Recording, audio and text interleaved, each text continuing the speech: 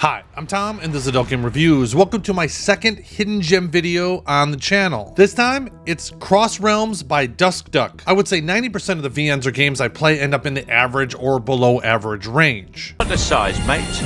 It's how you use it. However, every once in a while you find something that blows you away. Cross Realms is good, but how good is it? Is it something you'll like? Well, let's find out. Before I get into Cross Realms, please subscribe if you haven't and like the video if you like it. I have a couple of problems. The best giveaway didn't work. YouTube kept removing people's submissions, so I'll be redoing that next week. Okay, so Cross Realms. It's a true isekai story. You along with three friends, Yua, your childhood best friend, Liana, Yua's best friend, and your best friend, Jake, gets sucked into a portal that takes you to the human realm. However, this is very different than Earth. Cross Realms is a combo of Crouching Tiger, Hidden Dragon, Hero, and The Last Airbender. The human realm is filled with normal people or cultivators. Cultivators are able to harness chi to create magic effects. For instance, you could be an air cultivator or a soul cultivator who absorbs souls, or even cooler, a blood cultivator, just to name a few. It takes many years to grow your power, with the most powerful beings in the realms being dragons, gods, or humans that have risen to that power level. With no way to get home, you unravel the secrets behind your parents' tragic disappearance and try to grow your own powers. So kicking it off with the visuals are awesome. I know many people don't like Honey Select style renders because everyone looks Asian AF, but for this setting, it's perfect. The action sequences are possibly the coolest I have ever seen in a VN. They're flashy, colorful, and the animations or flickbook style renders really emphasize the intensity of those action sequences. So the visuals are pretty awesome. The sound effects really hammer home how impactful these scenes are. The only issue I've had with the audio is early on the music is really goofy, especially when you're on Earth, but the music sets the tone very well later on. Right now, there are only 3 chapters released. The VN's first chapter was released in February of 2024, and in that time, 2 more chapters have been released roughly 6 months apart, with chapter 3 releasing in May. So I totally lost track of how long I was playing, but I'm guessing it was around 10 hours of content for those first 3 chapters, give or take an hour or so. Okay, let's get into the story. The writing and the dialogue were mostly well done. I really started to care about the MC and all the other side characters. I don't want to say much more about the story than I already have because I don't want to spoil anything. However, one thing Cross Realms did really well was it did not waste our time.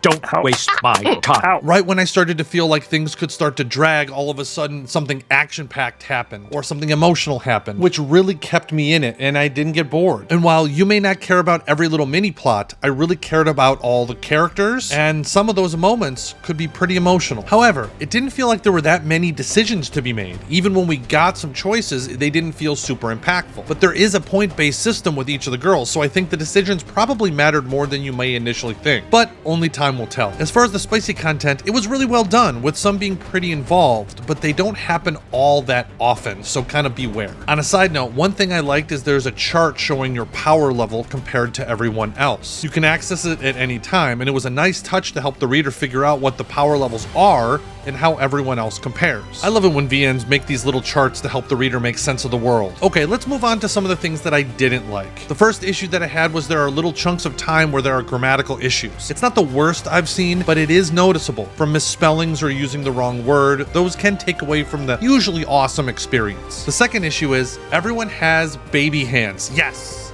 Baby hands. There were certain scenes I could not stop staring at the MC's tiny little hands. I like waterfalls. I like butterflies. I like rainbows.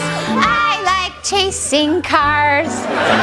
This slowly gets better in each chapter, but the proportions aren't quite right, and it did take away from some scenes in the goofiest possible way. The last issue might just be me, and it's pretty common in isekai stories, which is just kinda stylistic on my part. So much of what happens is fate. There are scenes that occur that are outside of your control. You understand you're important, but aren't sure why everyone wants to kidnap and capture you. This gets a little frustrating from the reader's perspective, because it kinda sucks as the player to feel like they don't have a ton of control over the story. But I do think this is a trope to motivate the main character, so I'm guessing this will occur less in future chapters, but again, only time will tell. Okay, so taking all this into account, this isn't a good VN. It's the best VN I've played all year. It was truly an awesome experience, so this is a strong play for me. However, Just like I Was a Teenage Vampire, this is still in development, and in pretty early development from what I can tell. So I don't know what the future looks like. I'm hoping the game stays at the same quality as the first 3 chapters, but you may be more comfortable if you waited for it to get further along in development. However, for me, I will be eagerly waiting for Chapter 4. I want to thank all my backers on Patreon and Subscribestar, and if you haven't seen my review of A Foreign World, you can check it out right here. Thanks again. Until next time.